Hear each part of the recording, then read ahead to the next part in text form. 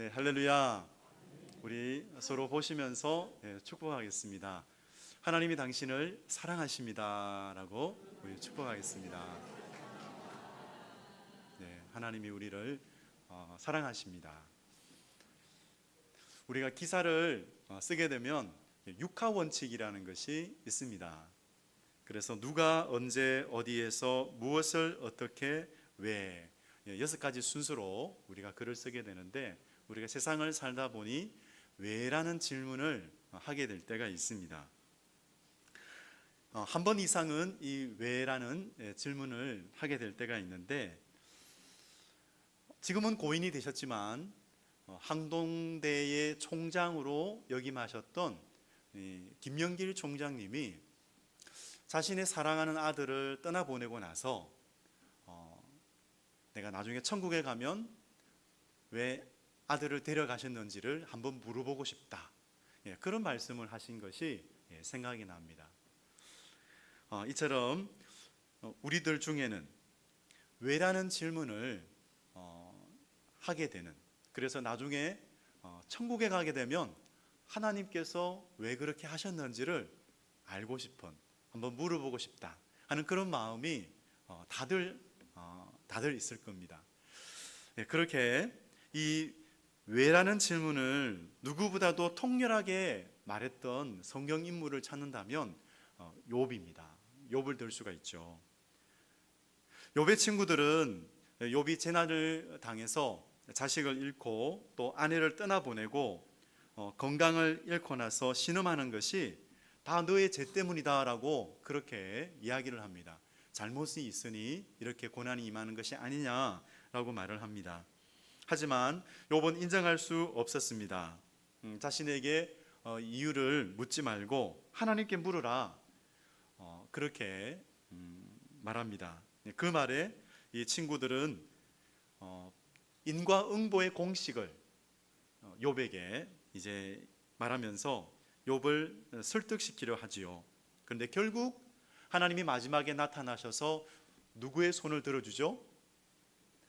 욥에게 손을 들어줍니다.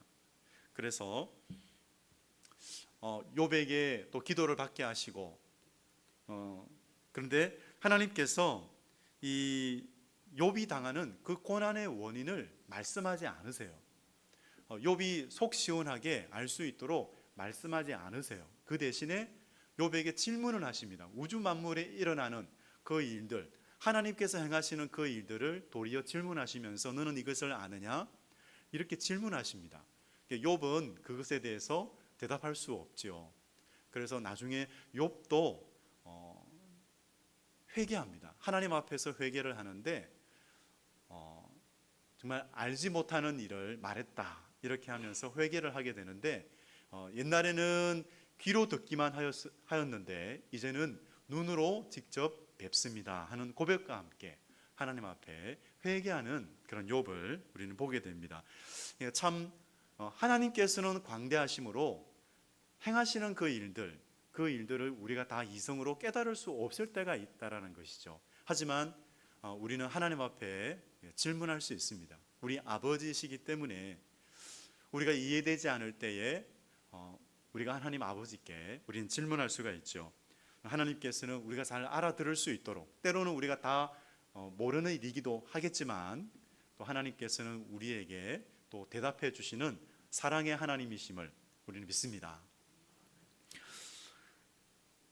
그런데 왜라는 질문을 할 때 이 물음표를 던지면 이 물음표가 갈고리처럼 이 왜라는 질문을 우리가 갖게 될 때 어떤 경우는 이것이 우리 마음을 후벼팔 때가 있다는 것이죠. 그래서 원망과 불평이 생길 때도 있고, 또는 내 탓으로 여기면서 자책하거나 체념할 수밖에 없는 그런 일도 생깁니다. 그런데 오늘 말씀을 통해서 만일 이 왜라는 원인을 찾아서 방황하고 때마다 이 왜라는 질문 때문에 마음이 아파하시는 분이 계시다면, 오늘 이 말씀을 통해서 그런 원인을 찾아 방황하는 그런 인생이 목적을 따라, 주님께서 보여주시는 소명과 목적을 따라 살아가는 인생이 되시기를 주님의 이름으로 축원드립니다.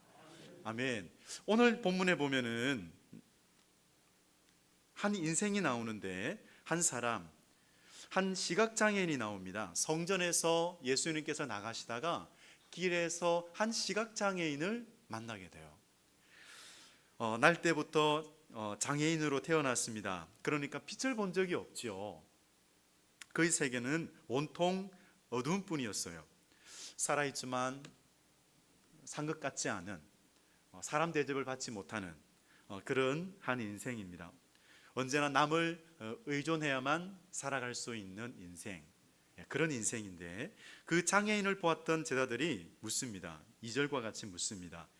제자들이 물어 이르되 랍비여, 이 사람이 맹인으로 난 것이 누구의 죄로 인함이니까? 자기니까 그의 부모니까? 이렇게 질문을 해요. 그러니까 제자들의 이 물음은 당시 랍비들의 관점을 따라서 물은 것입니다. 장애인이 된 것이 죄 때문이라고 생각을 한 것이죠. 우리 주님의 말씀을 한번 들어보십시오. 주님이 어떻게 대답을 하시는지 한번 3절을 같이 한번 읽겠습니다. 시작. 예수께서 대답하시되 이 사람이나 그 부모의 죄로 인한 것이 아니라 그에게서 하나님이 하시는 일을 나타내고자 하심이라. 아멘. 예수님께서는 그 두 가지 이유를 다 부인하세요. 그러니까 이 장애인이 어머니 뱃속에서 죄를 지었기 때문도 아니고 또 부모가 죄를 지었기 때문이도 아니다 라고 말씀하시죠. 그런데 놀라운 것은 더 이상 원인에 대해서 말씀하시는 것이 아니라 목적을 말씀하고 있습니다. 하나님이 하시는 일을 나타내기 위함이다, 이렇게 말씀하고 계시죠. 목적입니다. 무엇 때문에가 아니라 무엇을 위하여, 이렇게 바꾸시고 계세요. 그 장애인과의 만남 속에서 하나님이 하시는 일이 있다라고 하시죠. 그래서 우리는 그 장애인이 왜 그렇게 되었습니까? 이것을 물을 것이 아니라 하나님이 하시는 일이 무엇입니까? 우리는 이것을 질문해야겠습니다. 그래서 우리도 삶에서 왜 우리 가정에, 왜 나의 일터에, 왜 나의 삶에, 이런 질문이 아니라 무엇을 위해서, 목적, 우리 주님이 보여주시는 그 목적을 발견하는 그런 우리가 되어지기를 원합니다. 참, 이 요한복음의 문맥 속에 보면요, 당시 유대인들은 오히려 영적인 소경이었어요. 영적 장애인이었죠.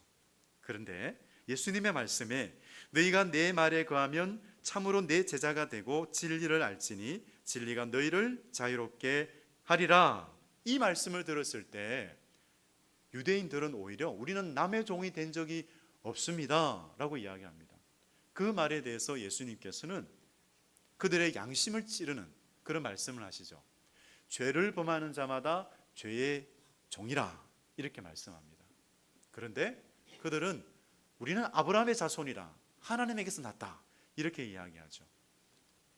여러분, 여기서 우리가 알게 되는 것은 구원은 혈통의 문제가 아니라 영적인 문제요 주제라는 것이죠. 그래서 하나님께서 우리에게 죄를 깨닫게 하실 때가 있어요. 여러분, 왜 그렇게 하실까요? 우리를 사랑하시기 때문입니다. 우리의 죄를 깨닫게 하시는 것은 우리를 비난하고 우리를 정죄하기 위해서가 아니라 그 죄로부터 자유롭게 하시고 우리를 정결하게 하셔서 하나님의 형상을 회복하도록 하기 위해서 우리의 죄를 깨닫게 하신다는 것이죠. 그래서 성경은 우리의 존재 자체가 죄라고 말씀하고 계세요. 거듭나지 않은 영혼은 그 존재 자체가 죄다라고 말합니다. 그래서 죄의 공장이라고도 이야기를 하죠.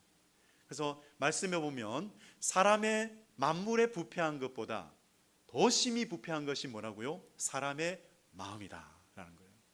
사람의 마음은 부패했다라는 거죠. 그래서 하나님을 마음에 두기를 싫어한다라는 겁니다. 얼마나 부패했는지를 그 존재 자체가 죄다라는 것이죠. 여러분, 이것을 우리 성령님께서 깨닫게 하십니다. 성령님께서 이 하나님의 그 영광의 복음 가운데서 우리의 죄를, 우리의 죄됨을 깨닫게 하시는 거예요. 우리를 자유케 하시려고, 우리를 하나님의 형상으로 회복시키려고 그렇게 하시는 거예요. 그래서 여러분, 우리는 이것을 알아야겠습니다. 예수 믿는 집안에서 태어났다고 해서 하나님의 자녀가 되는 것이 아니다라는 것이죠. 예수님을 믿어야 되는 것입니다. 거듭나야만 하나님의 자녀가 되는 것입니다. 그래서 우리 예수 믿는 부모님들은 그 자녀들을 위해서 기도하지 않습니까? 기도하고 복음을 들을 수 있도록 너 교회 가야지, 너 목사님 말씀 들어야지, 복음을 들어야지, 우리가 계속해서 그렇게 인도하지 않습니까?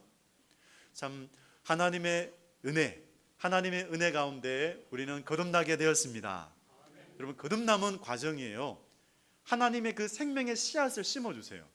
심어주시는데 거듭났다 우리 눈으로 볼 수가 없어요. 성령으로 거듭나는데 바람이 어디에서 와서부터 불어와가지고 어디까지 가는지 눈에 보이지 않는 것처럼 이 거듭남의 과정은 보이지는 않지만 하나님의 이 복음을 들을 때에 예수 그리스도를 영접하게 되죠.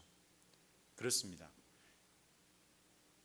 그래서 하나님의 그 말씀으로 너희들이 거듭났다라고 하잖아요. 그것은 그 생명의 씨앗이 발아했다라는 거예요. 발아했다라는 것이죠. 그래서 우리는 거듭나게 되고 예수님을 나의 주 나의 하나님으로 영접하게 되었습니다. 정말 오늘 한번 성경을 보십시오. 오늘 예수님께서 이 천대받던 장애인 가운데 행하시는 일이 무엇인가, 하나님이 하시는 일이 무엇인가를 우리는 보고자 합니다. 그것이 뭔가, 하나님은 그의 눈을 뜨게 하시고 이 사람을 거듭나게 하세요. 주님의 제자로 살게 하시는 거예요.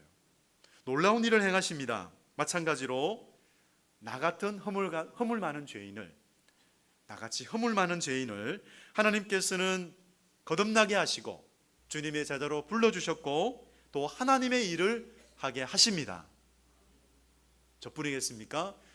여러분 가운데도, 우리 성도님들 가운데도 하나님께서는 주님의 제자로 세우시고 하나님의 그 일을 감당하게 하실 것입니다. 지금도 하고 계시죠. 참으로 살았지만은 죽은 자와 마찬가지로 살았던 그 맹인에게 빛이 되시는 주님께서 하시는 일이 있어요. 그 일이 6절에서 7절까지인데요. 우리 같이 한번 읽겠습니다. 시작. 이 말씀을 하시고 땅에 침을 뱉어 진흙을 이겨 그의 눈에 바르시고 이르시되 실로암 못에 가서 씻으라 하시니, 실로암은 번역하면 보냄을 받았다는 뜻이라. 이에 가서 씻고 밝은 눈으로 왔더라. 아멘. 우리 주님께서 어떻게 치유하시는지, 주님께서 그냥 말씀하시면 치유하실 수 있으실 텐데 오늘 이 장애인을 치료하실 때는 아주 특별한 방법으로 치료를 하십니다. 진흙을 이겨, 그것도 침을 뱉습니다. 침을 뱉으시고 진흙을 이겨서 그 진흙을 눈에 바르세요. 우리 이 바르다라는 것은 기름을 바르다 할 때 그 바르다, 기름을 붓다 하고 그 용어와 같습니다. 근데 기름이 아니라 진흙이에요. 진흙을 바르시고 이제 그 장애인에게 말씀하시죠. 실로암 못에 가서 씻으라 라고 말씀합니다.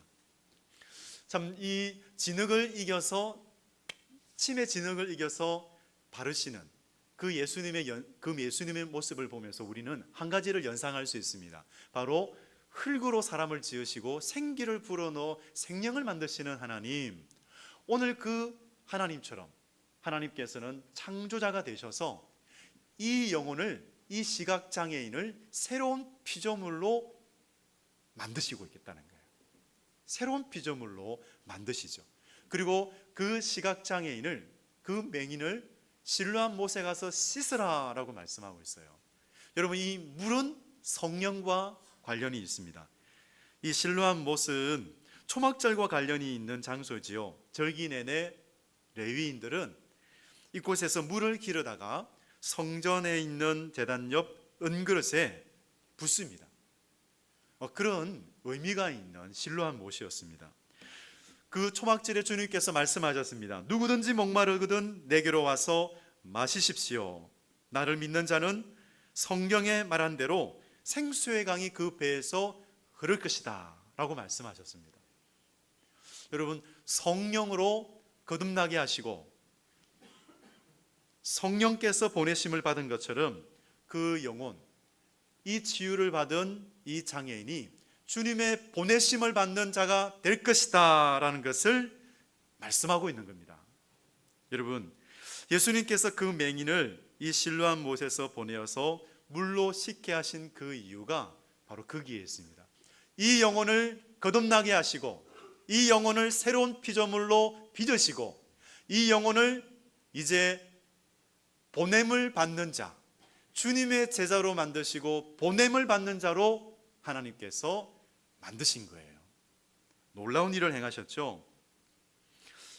그렇습니다. 영적인 눈을 뜨게 하셨을 뿐만 아니라 주님의 제자가 되게 하시고 주님의 증인이 되게 하세요. 살았지만 죽은 자와 같았던 이 어둠의 사람을 예수님께서 찾아오셔서 정말 그 어둠을 다 밝히시고 이제 주님의 증인이 되게 하십니다. 참, 아무도 그가 왜 맹인이 되었는지에 대해서 듣지 못했습니다. 하지만 하나님의 아들이 자신을 다시 아름답고 존귀한 사람으로 새롭게 창조하시는 것을 경험하게 됩니다. 그래서 이 시각장애인은 유대인들의 질문에 대하여 이렇게 대답을 해요. 우리 10절 11절인데요. 우리 10절 11절 시작. 그들이 묻되 그러면 내 눈이 어떻게 떠졌느냐? 대답하되 예수라 하는 그 사람이 진흙을 이겨 내 눈에 바르고 나더러 실로암에 가서 씻으라 하기에 가서 씻었더니 보게 되었노라. 아멘. 여러분, 이렇게 하나님께서 행하신 일을 말하는 예수님의 증인이 되었다라는 거예요. 그는 어느덧 주님이 하신 일을 증거하고 있습니다. 육안만 뜬 것이 아니라 주님의 보내심을 받아서 보냄을 받은 자의 삶을 살게 되었습니다. 여러분, 그가 어떻게 이 새로운 소명의 삶을 살게 되었을까요? 그것은 순종입니다. 여러분, 실로암 못에 가서 씻으라 하시는 주님의 말씀에 순종했을 때 이 장애인은 새로운 소명의 삶을 살게 된 것이죠. 그렇습니다. 우리가 어떤 상황과 어떤 환경 가운데 있다 할지라도 우리의 삶에 들어오시는 그 주님, 빛 대신 주님이 우리의 삶에 들어오셔서 말씀하실 때 그 말씀에 순종하면 우리의 삶에 새로운 소명의 삶이 시작되는 줄로 믿습니다. 그렇습니다. 여러분, 한국인에게 가장 불행한 사람의 대명사, 운명의 대명사라고 여겨졌던 사람이 있어요. 그 사람이 김인순 씨입니다. 일명 인순이. 그 사람입니다. 이분은 6.25 전쟁 때 혼혈아로 태어나게 됩니다. 그래서 온갖 차별과 소외감을 느끼면서 살게 돼요. 아버지는 임신 소식을 듣자마자 그는 그냥 미국으로 떠나버렸다고 합니다. 가정 형편이 좋지 않아서 고등학교 진학도 할 수 없었기에 포기했던 그녀는 새로운 태도를 가지게 돼요. 어떤 태도냐? 원망 대신에 용서를 선택하게 됩니다. 미움 대신에 사랑을 선택해요. 그래서 나중에 내 아버지는 한국에 폐를 끼치러 온 사람이 아니라 도우려고 오셨던 분입니다라고 오히려 말할 수 있는 사람이 됩니다. 나중에 그녀에게 묻습니다. 누군가가 그녀의 인생에 가장 중요한 노래가 무엇입니까? 라고 질문했더니 뜻밖의 대답을 해요. 그 노래가 뭐냐? Amazing Grace입니다. 그의 꿈이 아니라 Amazing Grace. 그 노래가 자기의 삶의 주제가다 라고 그렇게 대답을 했습니다. 우리 시간, 우리 찬송가 305장 나 같은 죄인 살리신 이 찬양을 우리 같이 한번 부르기 원합니다. 우리 찬양 부르시면서 우리의 눈을 뜨게 하신 그 주님의 은혜를 우리가 다시 한번 우리가 생각해 보는 시간을 가지기 원합니다.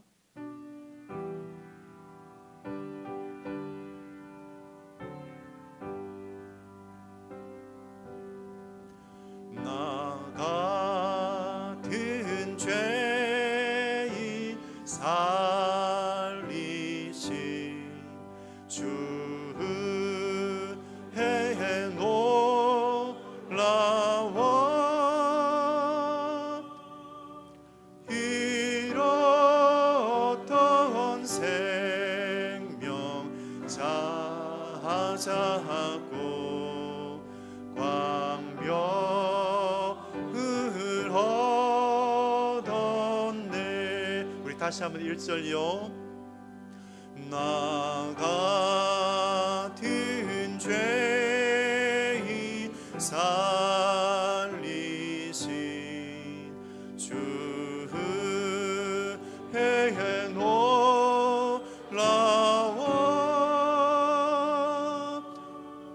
잃었던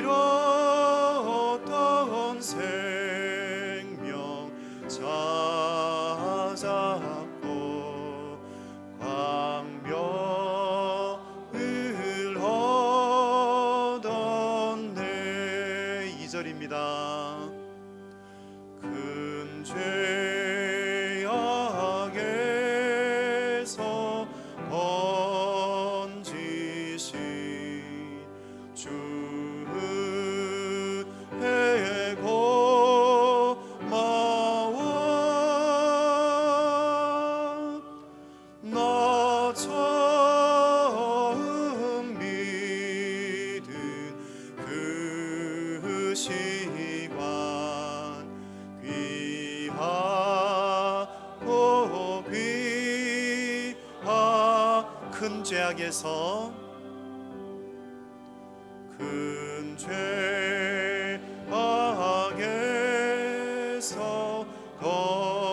건지신 주의 고마워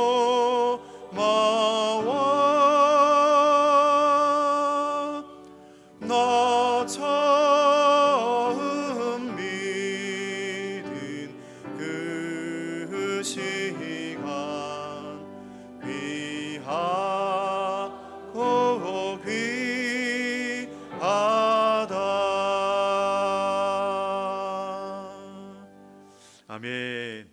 이 찬양이 우리 모두의 고백되어지기를 원합니다. 그녀는 영적인 눈을 뜬 것입니다. 그래서 이렇게 말합니다. 흙 속에 감추어져 있던 저를 하나님이 쓰시려고 계획하신 것 같아요.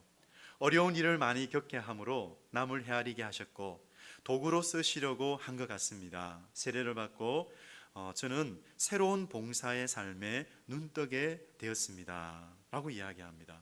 그러면서 무엇보다도 믿음이 가져다 준 가장 큰 선물이 있다면 바로 아버지에 대한 용서와 사랑이었다고 해요. 만나지도 못하고 보지도 못한 사람이었어요. 근데 그 아버지를 용서하게 된 거죠. 그래서 한 번도 만난 적이 없는 그 아버지를 생각하면서 아버지를 노래합니다. 그 가사 소절, 짧은 가사 소절만 좀 말씀드리면 서로 사랑을 하고 서로 미워도 하고 누구보다 아껴주던 그대가 보고 싶다. 가슴속 깊은 곳에 담아두기만 했던 그대, 내가 사랑했었다. 이렇게 고백을 합니다. 혹시나 우리 성도님들 중에 아직도 이 가정의 상처, 가정에서 받았던 어떤 상처로 인해서 그 삶의 무게가 무거운 분이 계시다면 정말 이 주님의 사랑을 경험하시기 바랍니다. 주님의 은혜, 그 어두움 속에 정말 빛으로 뚫고 들어오시는 그 주님의 은혜, 그 주님의 은혜를 우리가 경험하면 우리는 새로운 소명의 삶으로 나아가게 될 줄로 믿습니다. 그렇습니다. 정말 우리 주님을 만나면, 주님이 주시는 은혜를 경험하면 원망은 감사로 바뀌죠. 그죠? 그리고 어떻습니까? 미움은 용서와 사랑으로 바뀌는 줄로 믿습니다. 아멘. 그렇습니다. 여러분, 혹시 운명과 체념의 늪에서 아직도 방황하는 분이 계시다면 여러분, 주님을 부르십시오.